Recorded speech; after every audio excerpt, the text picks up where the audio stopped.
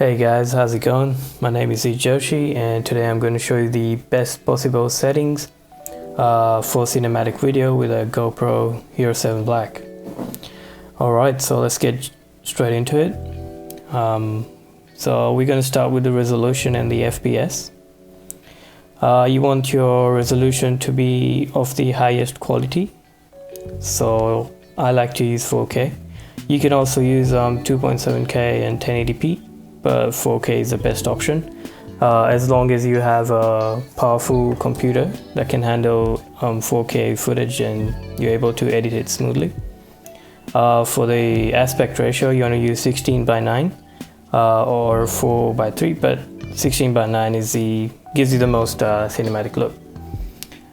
For the FPS, you want to use either 60 or 24.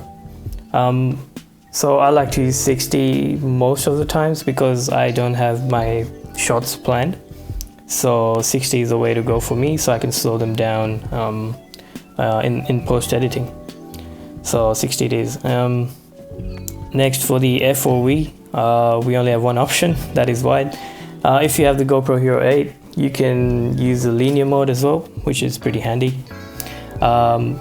But we will talk about how to change the wide into linear in post in the next video. So the next thing, stabilization, always on, ProTune on. You're gonna go to shutter speed. So if you're using 60 FPS, you want to use 120. You always want to use double the amount that you're using.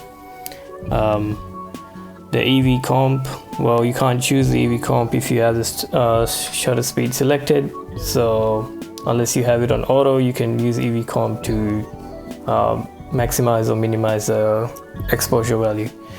For the white balance, you always, well, not always, you can choose whichever you want, but I just like to keep it on auto, or if you're feeling experimental, you can put it on native. But native gives you the really warm look and it's hard to get rid of sometimes in post. So I just like to keep it on auto. It's pretty good at what it does. Next thing is ISO mid. So this is a minimum ISO. You always want to keep it at the lowest possible. I like to do it at 100. And as ISO max, you want to keep it at, depends, if it's really sunny, you want to keep it at 200. And if it's really well, something like sunset, you might want to go to 400 or 800 depending on the light. Just remember that the more the ISO you use, the worse quality the video gets, the more grainy it gets. So keeping it at either 200 or 100 is the best option. Next thing, sharpness is always low. Sorry about that. The sharpness is you always keep it at low, no matter what, always low. Then for color, you always want to keep it at flat. I'll talk about grading in the next video as well. But you always want to keep the GoPro at flat, as I'll show you further in this video, that the difference between the GoPro color and the flat color. Yeah, so next, raw audio. I don't really record audio with my GoPro videos, so if you do, you should definitely turn it on.